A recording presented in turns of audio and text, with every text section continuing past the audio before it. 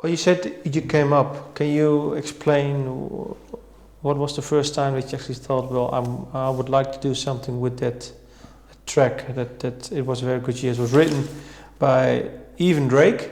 Yeah. 1961. Yeah.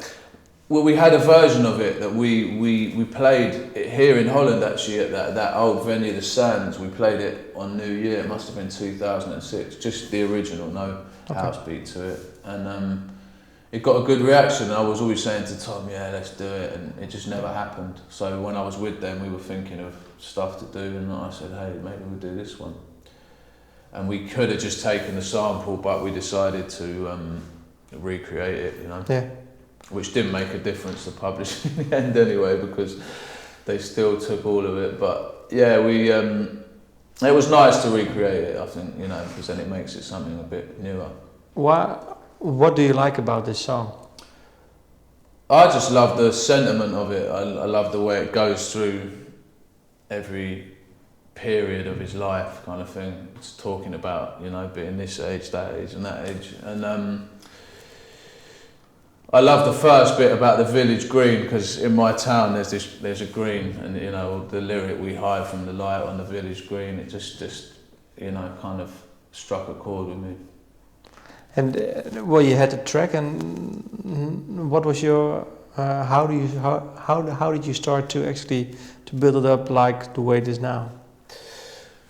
We originally took the sample, and we kind of applied the same approach that me and Tom took with "Shot You Down." We got the end of the vocal on a loop, and then we played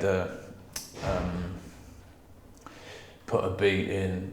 I played a bass line in,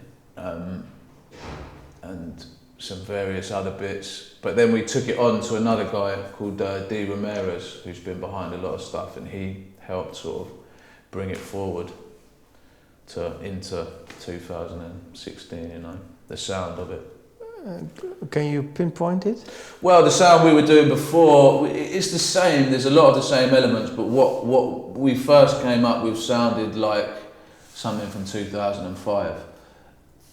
I couldn't, probably because that's how my head was tuned to making it, and they were actually quite new to production at this time. Sven had produced a lot of bands and stuff, but they were just getting into learning how to do house music. So yeah, it was a little more dated what we did, and it needed to be pushed up, you know.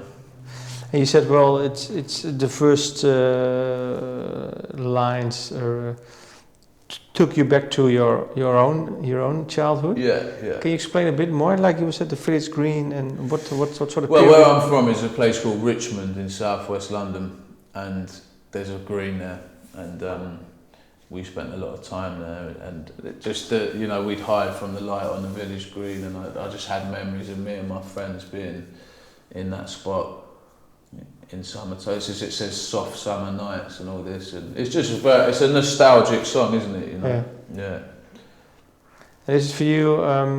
It was also opening a track to season 2 of Sopranos. That's where I found it. Yeah. So what?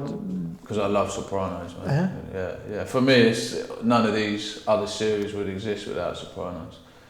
If you look at even Breaking Bad, a lot of the plot is sort of based on the Sopranos plot, I think. What makes Sopranos that good then for you? Well, it was the first of its kind. The soundtrack to it was amazing, and obviously, God rest his soul, the main guy. What was his name? Michael Gandolfini? Yeah, Gandolfini, Yeah, R.I.P. But he was just an amazing actor. Then you had the other guy who's in Bruce Springsteen's band. Yeah, Steve. Who was also in another Little series. Stephen, yeah. Yeah, and then did you see he was in the other series? Yeah. Lilyhammer, did you see that? It was like it was the same character basically, but he was the main part in this. It was kind of a comedy. It was about a Italian American mafia guy that has to spill the beans, and he gets they give him a green card to go wherever. What is it they call it, where they place them in another country or state, I mean, anyway, they take it. He decides he wants to go to Sweden, and he goes and starts like running rackets and stuff in this little town, in like a snowy little hillside town in Sweden. It's just a funny comedy, man. You should check it out. Okay, it's good. Yeah. And what is it? Where do you want to go from here with Audio Bullies? A whole album or?